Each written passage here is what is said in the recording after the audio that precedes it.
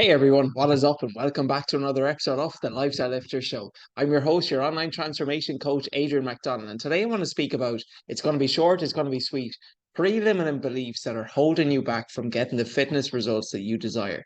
So, anyone who wants to work with me one to one, what I always do is I will talk to any individual or potential client on a one to one consultation call.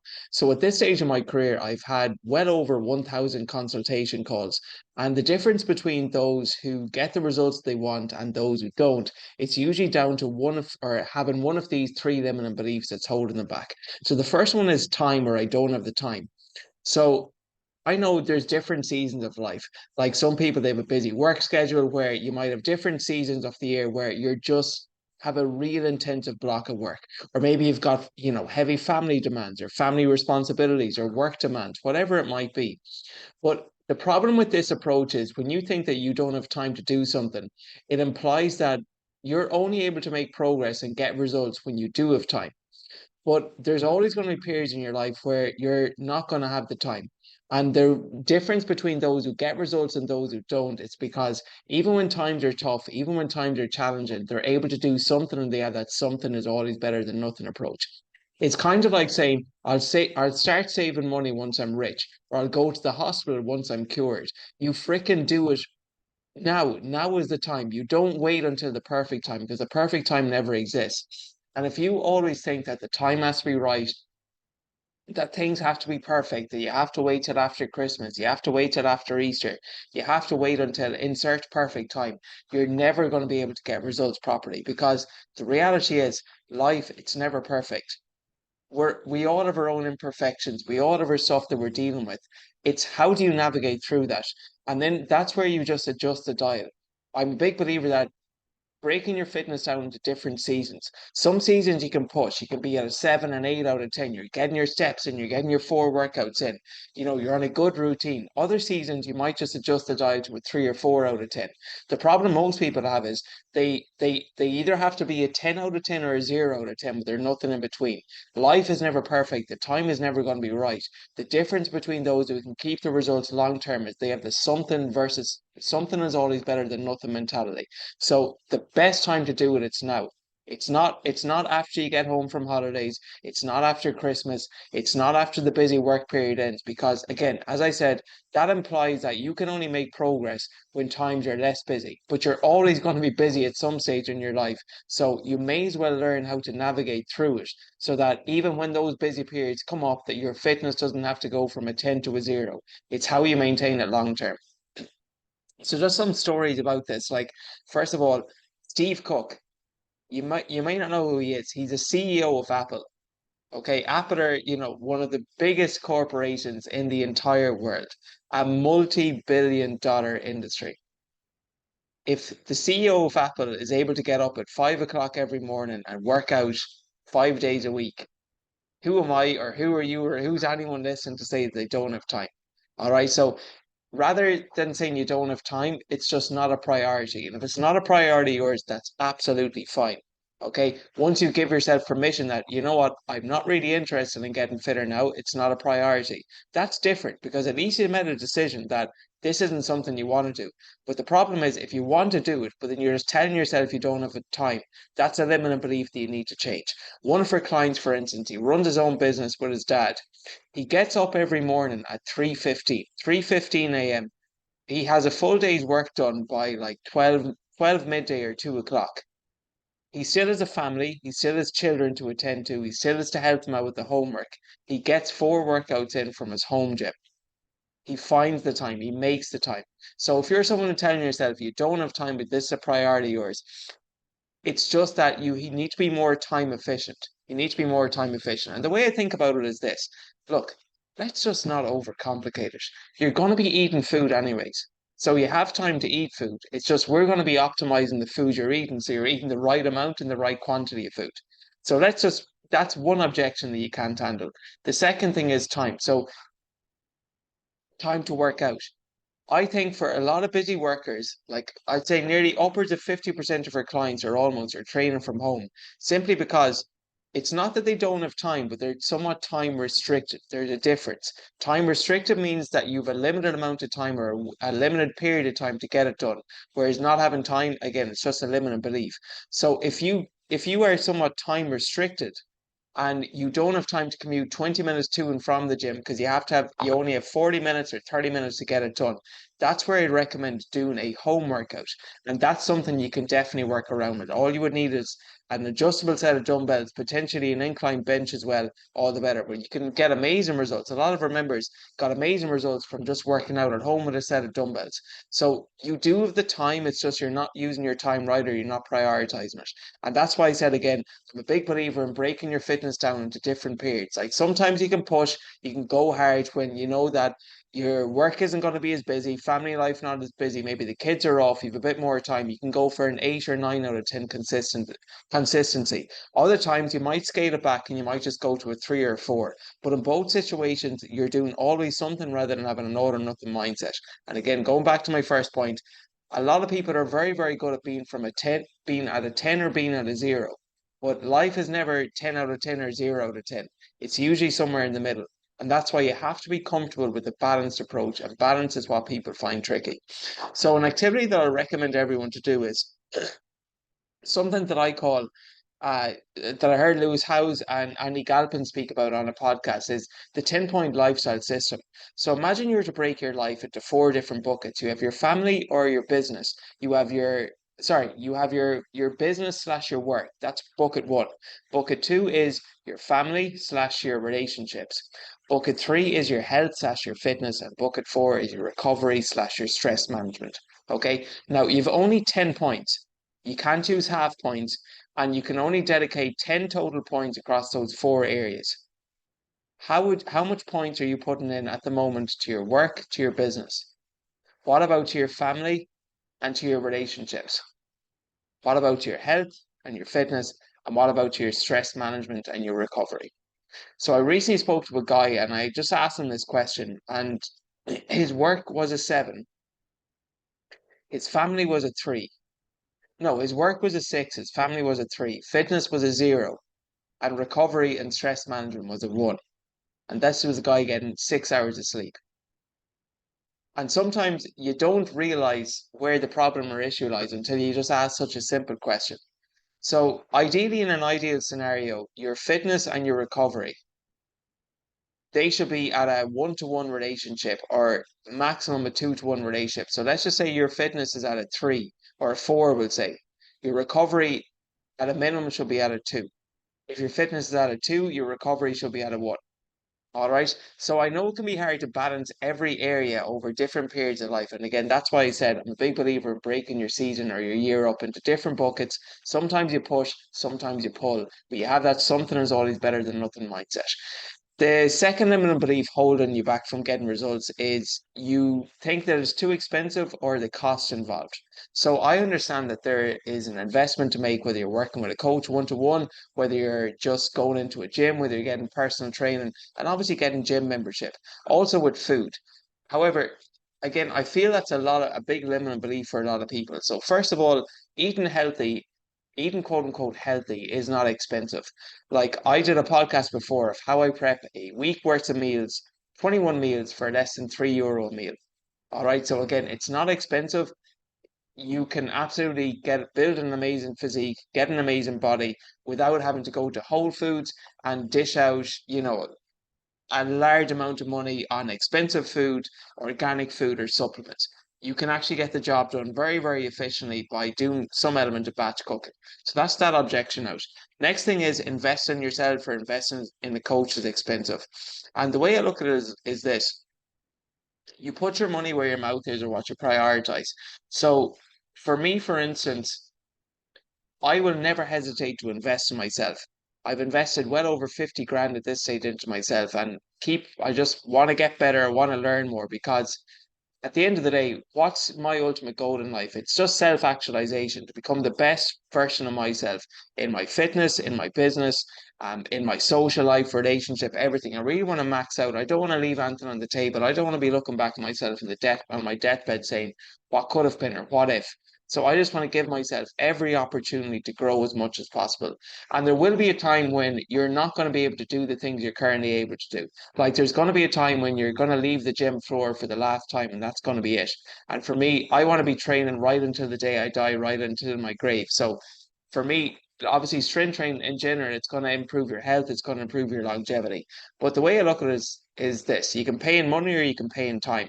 So I'm a big believer and I'm a big fan of just paying in money and shortening the time period that you probably can get the results that you desire by just doing it on your own or going on to Google Education or YouTube.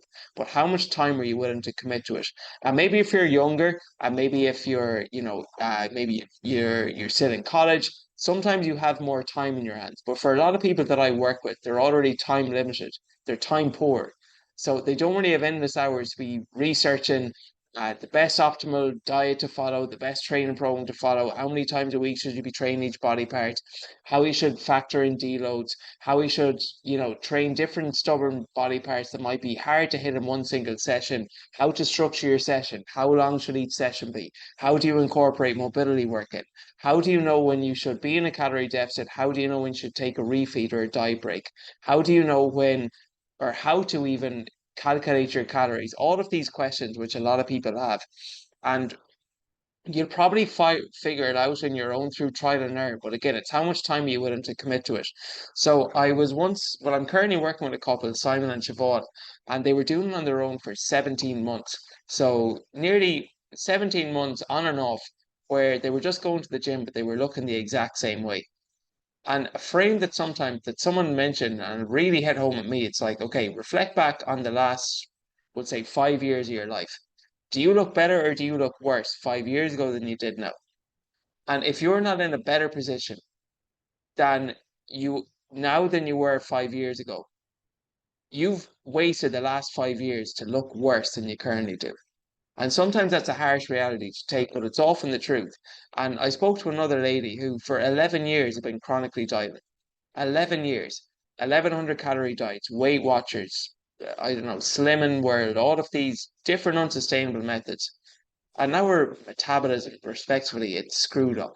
Like she's just in this binge restrict cycle where her calories are chronically low, then they'll increase, then they'll decrease, and she's not able to maintain her weight. She's at her heaviest weight possible, and she's, approaching her 50s. And for her, she never fully invested in a coach, so she's paid her time. So for anyone listening, yes, you can pay in money or you can pay in time. My preference is always to pay in money because there's an infinite amount of money out there. You can always work more, you can always find ways to earn more. But time is finite. You cannot get your time back. You cannot get your time back. And my biggest fear is being in a worse position than I am 1 year on from now. I always want to be leveled up. I always want to be improving. And that's why I'm a big believer in investing in mentors. So you got to ask yourself, what's your hourly rate? How much do you earn roughly per hour in your job? And if we'll say investing in a coach is less than your hourly rate, or if your hourly rate, let's just say is 50 an hour, and you spend 4 hours a week in the gym, that's €200 a week that you're spending. If you're not in a better position, a couple of months, a couple of weeks, a couple of years on from now, you've just wasted whatever your hourly rate is times the amount of hours you put into it. And that's why sometimes investing in someone who's done the thing and then has shown others to do the thing, that's the highest form of authority. So the second limiting belief holding you back is you don't have the time or you don't have the money or it costs too much.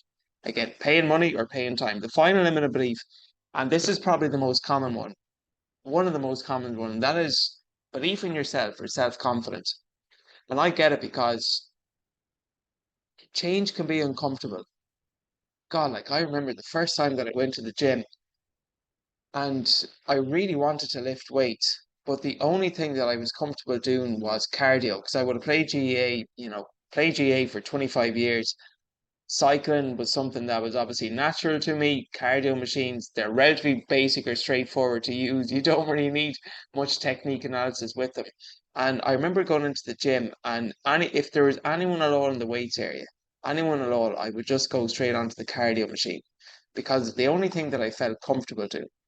So I completely understand with gym anxiety. And for some of our members who they ask me, should I work out at home or in the gym? sometimes what I recommend is, you know what, let's build the confidence up at home first of all, and we'll get you some early wins, some quick wins. You're going to start seeing progress in yourself, and then you can come to me maybe 4 or 5 weeks in and say, okay, I'm ready to join the gym, or maybe you want to keep going from home. But I definitely can resonate with just confidence, self-belief, and gym anxiety.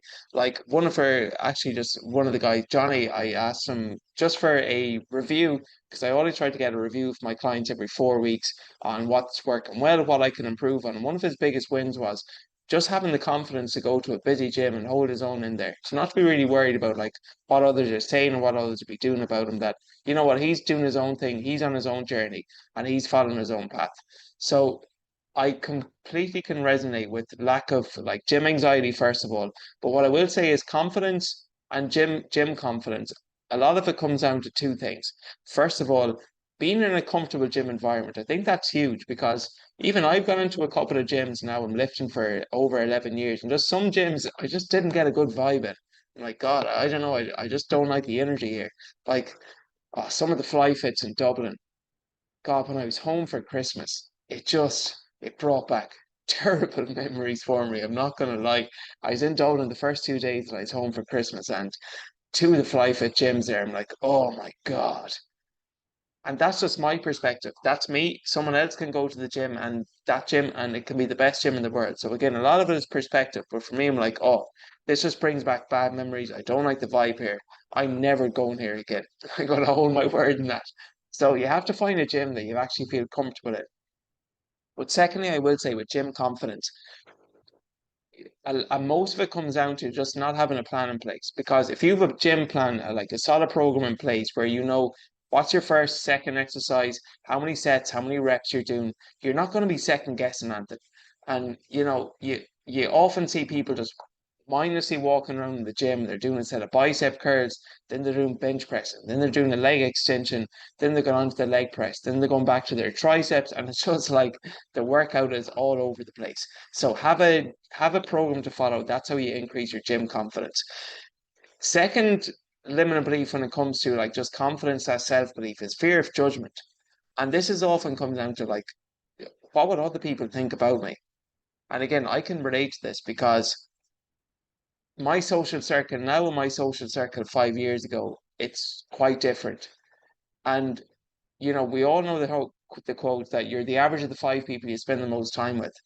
And for some people, what they will do is you'll notice that if you're on your own individual journey, and some people who maybe aren't as fit as you or don't have the same goals as you, you're actually making them feel insecure by going for a coffee with them, but getting a healthier option rather than going for the takeaway. Or skipping the night out on Saturday because you have a gym session you want to do on the Sunday. Oh, you're not having that burger, are you? Oh, you're on a diet. Oh, you're not drinking alcohol. Watch this one here now. Drinking the lemonade and water. You're a great crack, aren't you? Like all of those remarks, I've got them all before in the past. But do you know what? That's nothing on you. That's always about them. They're projecting their insecurities on you. And the reality is, by you making this change, they're feeling somewhat guilty that they're not making this change. So the only way for them is to put you down and bring you back down to their level. All right. But you're at a higher level now. You're different to them. If they want to go out, drink every weekend, get takeaways every weekend, and not be happy with how they look, that's totally fine. That's totally fine, but that's on them. If you've a goal in mind, don't let anyone talk you out of it, or don't let anyone guilt you out of it, or shame you out of it. So I think a big thing is fear of judgment. Like, what would other people think? But again, those who are really matter to you and those who are in your corner, they're going to support you. And for people who don't support you on this journey, they're probably not in your corner in the first place. All right. So that's where fear of judgment comes in. And again, I know I've had instances before where it can sometimes be your partner that can be holding you back because you might be in a good vibe with your partner where, I don't know, you go for a takeaway every Friday, Saturday, go to the cinema, and he or she subconsciously might be thinking, God, like, are we going to eliminate all of this? So just audit your inner circle and really monitor who you're spending your time with because fear of judgment, it often just comes down to the people and your environment. And for me, for instance, in Dubai, and nothing I love my family in Ireland, and Ireland is great. Like we're one of the most friendliest nations in the world, but I do feel there's a lot of begrudgers. and people almost like just such a negativity bias, like, oh, watch your man here. Who's he posting videos online? Who does he think he is? You're from the back arse of nowhere. It's just like it's just an old school mentality. So definitely monitor your environment and listen to the people that you're spending your time with. Are they moving you forward? Are they moving you away from your goals? And that's why it's not just your inner circle, but also your audio circle. And for me, my audio circle, like I listen to podcasts with Tony Robbins or Stephen Bartlett or like just some big names because sometimes you can feel like you're in the 1%. But if you are in the 1%, you have to realize and accept you're going to be different than 99% of people out there. So if you want to get to that higher level, you just got to accept that some people aren't going to want you to make this change, but that's totally fine. Because if you wouldn't swap places with them, don't take advice off them. All right. The next thing is the fear of it not working out. So again, this is on the confidence front. Like, what if it doesn't work out? And this is why I offer a gold standard guarantee where for any client who comes to work with me one to one, my guarantee is that if they complete their check-in every week, so they just fill in their check-in form, they check in with me every week, they don't bury their head in the sand effectively because that's when you need the most support when you've had a quote unquote a bad week or a tough week. But provided you complete your check-in with me and for some reason you're piggy in the middle of nearly the 700 clients that I've worked with and you don't see results, I'll work with you for free until you do. And this then just eliminates that objection that what if it doesn't work out? And I think a lot of it is actually fear of success because I've been there before again. I've told myself it's okay for him or it's okay for her, but I'm different because that story that you're telling yourself as to why you can't do it, that's a limiting belief that you must change. And for a lot of people, it's actually not a fear of failure, but a fear of success. Like, what if it actually does work out? What if you were to change your life? Because at the moment you're comfortable, whatever you're doing at the moment, you're comfortable in. And you're comfortable telling yourself this story that's holding you back. But change comes, you cannot make a change from your comfort zone. And our minds crave being comfortable. So therefore, by the process of actually deciding you're going to level up and better yourself, you're going to have to do things which are, at the start at least, going to be somewhat uncomfortable for you. You're going to have to find a different routine, potentially join a gym, potentially adjust your diet.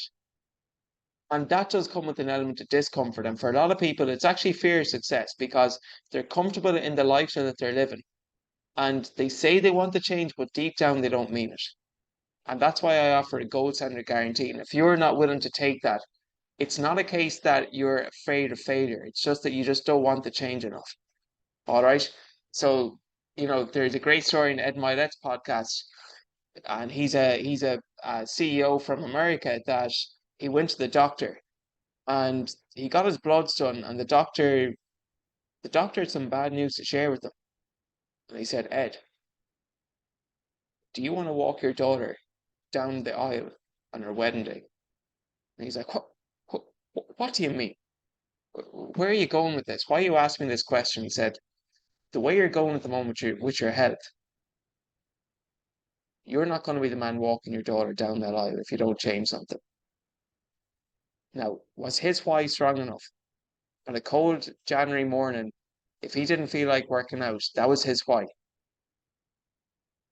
Being there for his family, being the dad, being the best version of himself. So you got to ask yourself, is your why strong enough? And if you don't have a deep reason for doing this, you're just going to stay where you're currently at. And that's why for me, for a lot of people, we're either make change because we want to move towards pleasure, or we want to get out of pain. But I'd say for 90% of people, it's get out of pain. And you know what? Sometimes pain isn't necessarily a bad thing. For me, it was a call to action.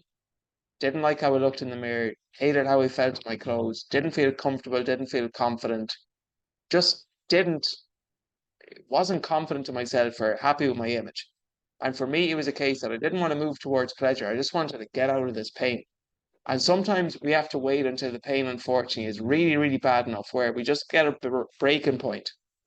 It could be like, an appointment with the doctor where you got to change something or, you mightn't be around in a few years. And unfortunately for some, they wait until they're on the Titanic and they're on the verge of hitting the iceberg before they make the change. So you have to decide that you're willing to make the change. And then finally, if you do make the change, what I would say is don't dip your toes in the water. Like a lot of people, they want to make the change, but then they want balance. They also want to go out 3 times a week. They also want to have 3 takeaways a week, and they also don't want to give up X, Y, and Z. As I said at the very start of the time, you have to break this down to different seasons. And sometimes, as if you listen to Tom Ogden's podcast before, that he was on, an endurance runner ran over 200 kilometers in one single event in one single day. He said sometimes you have to go through micro periods of imbalance to have a macro balance. All right. So this could mean that for a 8 to 12 week period, your life is somewhat out of balance. Where you know what, you're actually investing more time into the fitness bucket than you are into your, would say, your work bucket or your family bucket or your, whatever different or your social life bucket. Knowing that in the macro period you're going to be in balance again. Okay. Making the change, it does require much more effort, but sustaining it, it's way, way easier. And I can safely say that from experience. Me maintaining my current body composition, it's not nearly as hard as the journey that I had to go through to get here. All right. So if you want to make this change, as much, just get out of the idea that you want everything to be balanced. Commit to it for a couple of weeks, a couple of months, and then go back to a balanced approach once you get there. But it does require a bit of commitment at the start. And the last thing on this, it's that again, I'm speaking from experience. Free programs are not free because for 95% of people who do a free program online, you've no skin in the game and you've no investment in it. And if you're not invested to it, there's no opportunity cost for you not doing it. But they're actually not free because every free program that you try or every new gimmick or new diet that you try and you subsequently fail at, what you're actually doing is eroding your self-confidence. That every new time you try again, your mind is subconsciously telling you, oh, you're trying this out again. So you think this time is going to be different. Why is this time going to be different? And that's why when you invest in yourself, you're going to make a commitment. Like for me, the the first business mentor that I invested in, July 2020, and when we had a consultation call, I didn't really know what to expect. And when he mentioned the investment of, I'm not even going to say it over this podcast, but a sizable investment for me at the time, at least, what I would have earned in a couple of months of teaching. And that was the investment. And at the start, I'm like, oh my God, whoa. uh, but I can safely say it was the best investment I ever made. Like within, that was July 2020, December 2020, I was in a position where I had learned and understood how to run a successful business, how to get people results. And I was in a position where I was able to leave my permanent teaching job. Had I done that through a paid program or a free program, I would have had no skin in the game. And you'll only if you pay in price, you'll pay the investment, but you'll also put time and effort into it. And that's why free programs are not always free. When you invest in yourself, and when you actually truly make the decision and make that commitment, that's when you're going to make the change. The hardest part is just deciding you're going to do it. All right. So they are three limiting beliefs holding you back. Either lack of time, lack of money, or lack of confidence or self-belief. And if you do want to invest in yourself and you would like some additional support and guidance along the way, so you can pop me a message on Instagram. So my Instagram is at Mac Lifestyle Fitness, so MC Lifestyle Fitness. If you want more info on my one-to-one coaching, or what I can also do is if you want to apply for a consultation call, a free consultation call with me, where we can speak about what you would have tried in the past, what your goals are, and where you want to be 1 year on from now. Click the link in the show notes and we can schedule a free call on Zoom. We can go through those three things and see if my coaching is a good fit for you. But that is all for this week's episode. If you're not already doing so, I would appreciate if you subscribe, and I appreciate everyone taking some time out of your busy day to listen to this episode. Catch you all next Wednesday. Thank you very much for listening.